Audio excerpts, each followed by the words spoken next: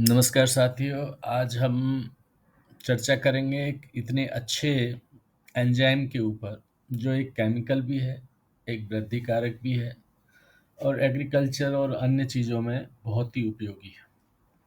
ये जैव, कुछ लोग इसको जैव रसायन बोलते हैं, कुछ बायो एंजाइम बोलते हैं। ये हमने हिंदी में लिखा है जैव एंजाइम। तो आज हम जैव एंजाइम कैसे आपको बनाना है, कितने तरह का हो सकता है और इसके कहाँ-कहाँ प्रयोग हो सकते हैं और इसके क्या-क्या बेनिफिट हैं। आज हम इस पे चर्चा करेंगे जिससे आप ज़रूर कृषि के अंदर अपने घर पे बहुत सस्ते दामों में बना के और अपनी फसल, फल, पेड़-पौधे किसी भी तरह से उपयोगी होगा। तो इसके क्या-क्या फ़ायदे हैं? इसमें एग्रीकल्चर में बहुत सारे लाभ हैं। जैसे ये मिट्टी के स्वास्थ्य में सुधार करता है।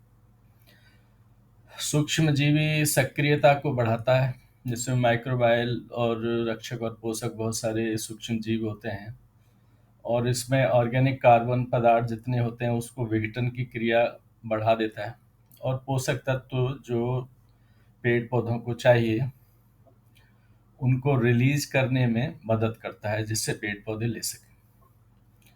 तीसरा, सॉइल स्ट्रक्चर ठीक करता है, मृदा संरक्षण और उसमें वायु का संचार और जल धारण क्षमता में सुधार करता है। पौधों की वृद्धि को बढ़ाता है। पौधों को उपलब्ध पोषक तत्व एनपीके और सूक्ष्म खनिज प्रदान करने में सहायक कर होता है। एंजाइम जड़ों के विकास में समग्र शक्ति को प्रोत्साहित करता है जिससे कि पेड़ उनकी जड़ रूट बॉल अच्छे से बने और जड़ों का विकास हो। जैसे जड़ों का विकास होगा तो पेड़ भी तंदुरुस्त होगा। ये प्राकृतिक कीट एवं रोग नियंत्रण का भी काम करता है। ये कुछ कीड़ों को रोकने का काम करता है और बहुत सारे बीमारियों में जैसे फंगल डिजीज हैं उसको कंट्रोल करने में भी मदद करता है। कुछ एंजाइम कीट प्रजनन चक्र को बाधित कर देते हैं। बहुत सारे कीट जैसे होते हैं उनकी जो प्रजनन क्रिया है अंडे देने की और उसको बाधा पहुंचा देता है जिससे उनकी जनसंख्या कम हो जाती है। और ये फंगस और जीवाणु की वृद्धि को कम करता है। रासायनिक कीटनाशकों की आवश्यकता को कम करता है और पर्यावरण के अनुकूल है और कम लागत वाला है। सबसे अच्छी चीज है कि मनुष्य, पशु और मधुमक्खी और जो हमारे केंचुए हैं, लाभकारी कीटे हैं, उनको ये सुरक्षित रखता है, उनको कोई नुकसान नहीं पहुंचाता। बात करेंगे ये जैव एंजाइम कितने प्रकार का हो सकता है, जिसमें सबसे नंबर वन है कड़वा। ऐसे कोई भी फल जिनमें कड़वाहट हो,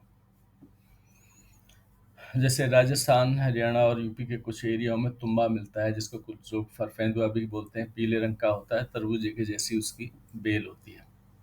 वो बहुत अच्छा है कड़वा जैव रसायन बनाने में। एक एलोवेरा ग्वारपाठा का बना सकते हैं। नीम की पत्ती या नीम की निमोड़ी मिले उससे बना सकते हैं। भांग की पत्तियां से बना सकते हैं जो अक्सर हर जगह मिल जाती है। तम्बाकू से बना सकते हैं, धतूरे की पत्तियों से बना सकते हैं और ऐसे किसी भी फल से बना सकते हैं जो खाने में कड़वा हो, जहर जैसा हो, तो उसका बना सकते हैं। दूसरे नंबर का है खट्टा, जिसमें आंवला है, इमली है, नींबू है, देसी आम है और कोई भी खट्टा फल।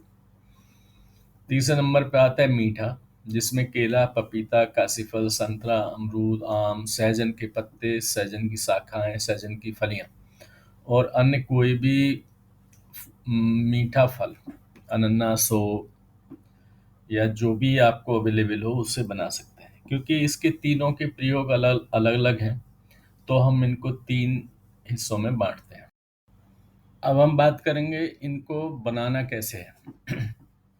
आपने कोई भी कैन या कोई ड्रम ऐसा लेना है जो एयर टाइट हो, जिसके अंदर हवा ना जाए, जिसका मुंह, ढक्कन ऐसा हो जिसको अच्छे से टाइट किया जा सके। यदि हवा चलेगी तो खराब हो जाएगा।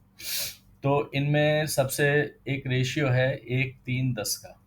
1 मीन्स गुड़, 1 केजी यदि गुड़ है तो 3 kg कोई भी वनस्पति होनी चाहिए, फल फ्रूट होना चाहिए, चाहे वो कड़वा हो, खट्टा हो या मीठा हो, उसका 3 पार्ट मीन्स 3 kg।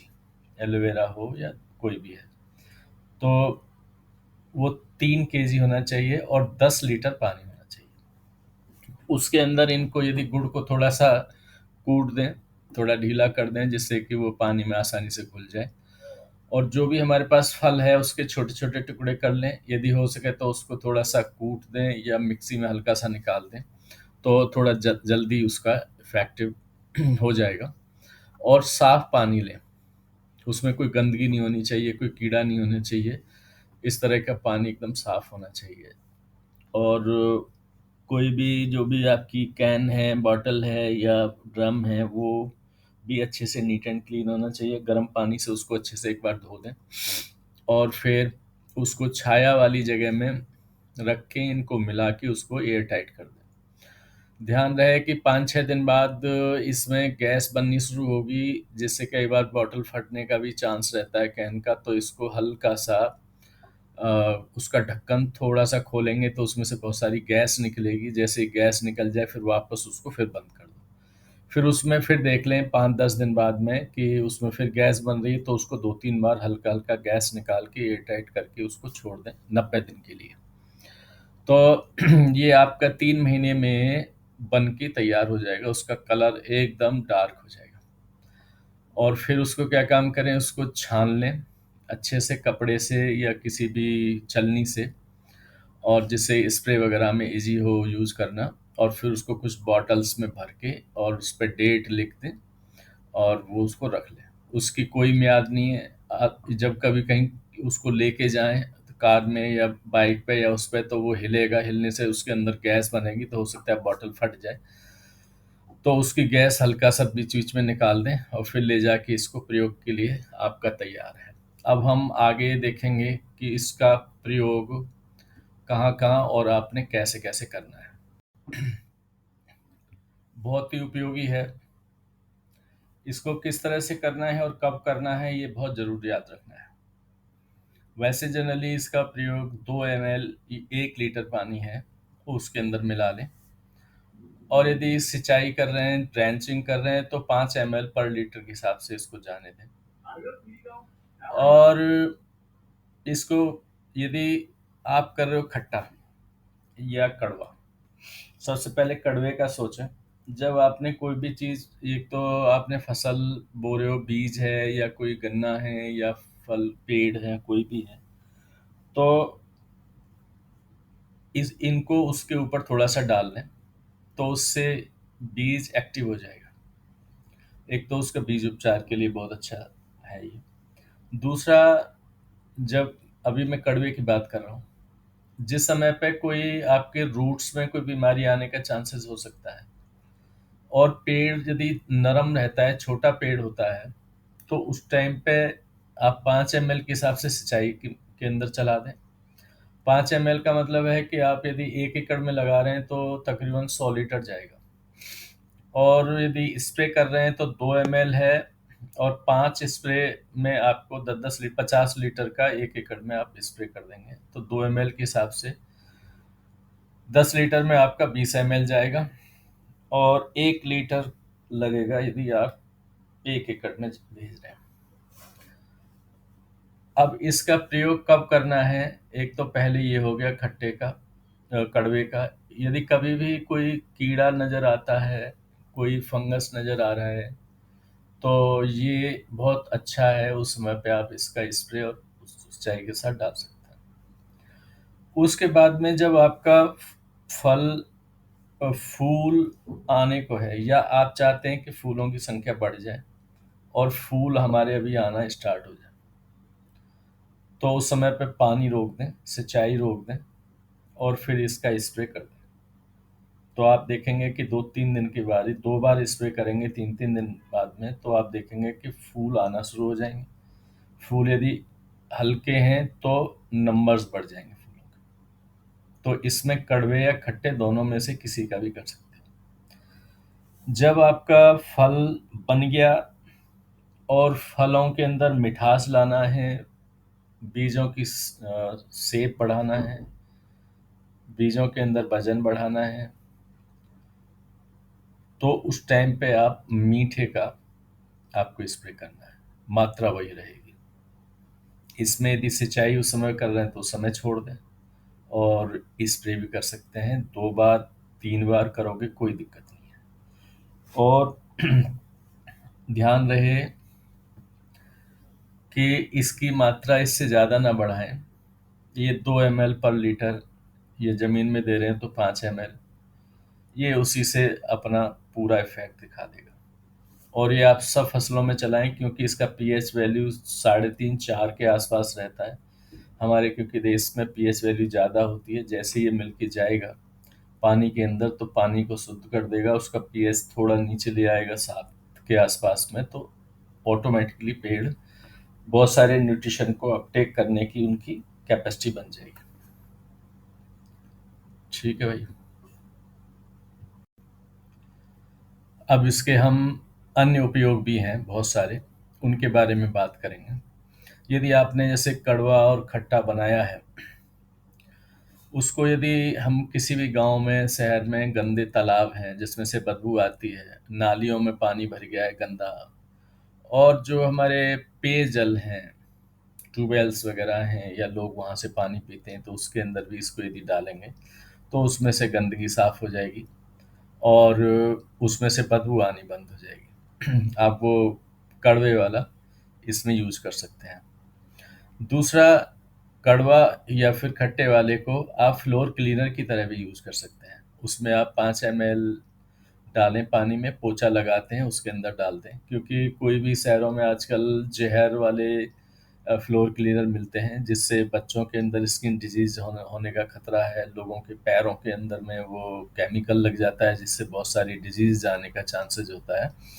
तो उसके लिए भी बहुत अच्छी है, तो ये फ्लोर क्लीनर की तरह भी इसको यूज किया जा सकता है।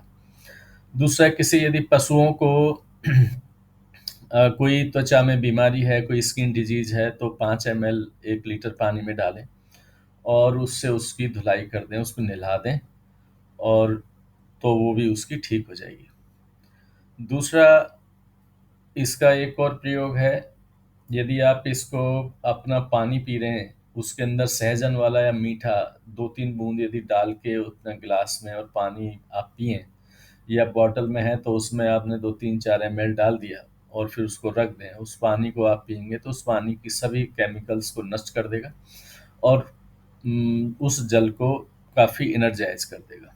ये उसके लिए भी बहुत अच्छा है, लेकिन उसमें कड़वा प्रयोग ना करें, खट्टा भी कोशिश करें ना करें। ऐसे मीठा और सहजन वाला यदि है, उसकी पत्तियों से, टहनियाँ या फल से बना हुआ, तो वो सबसे अच्छा है। और इसके काफ़ी सारे और भी प्रयोग हो सकते हैं, जिसमें पशुओं के पाचन क्रिया ठीक हो, तो उनको भी आप कोई 1 ml के हिसाब से पानी में डाल दें। उनके लिए तो आप कोई भी डाल सकते हैं, कड़वा छोड़ के खट्टा भी डाल सकते हैं, मीठा डाल सकते हैं, और यदि सहजन का है तो बहुत ही अच्छा है, और वो भी ठीक हो जाएगा। इस तरह के इसके अन्य भी प्रयोग हैं। तो और इससे संबंधित कोई और जानकारी चाहिए भाई, और खूब सारे सब लोग बनाएं, बहुत सस्ता है, बना बना के अपने घरों में रखें, जैसे जिसके पास जो भी उपलब्ध है। तो ये और आपका काफ़ी सारा पैसा भी कम कराएगा। कृषि में प्रयोग करें, अपने घर में पशुओं के लिए भी यूज़ कर सकते हैं। धन्यवाद।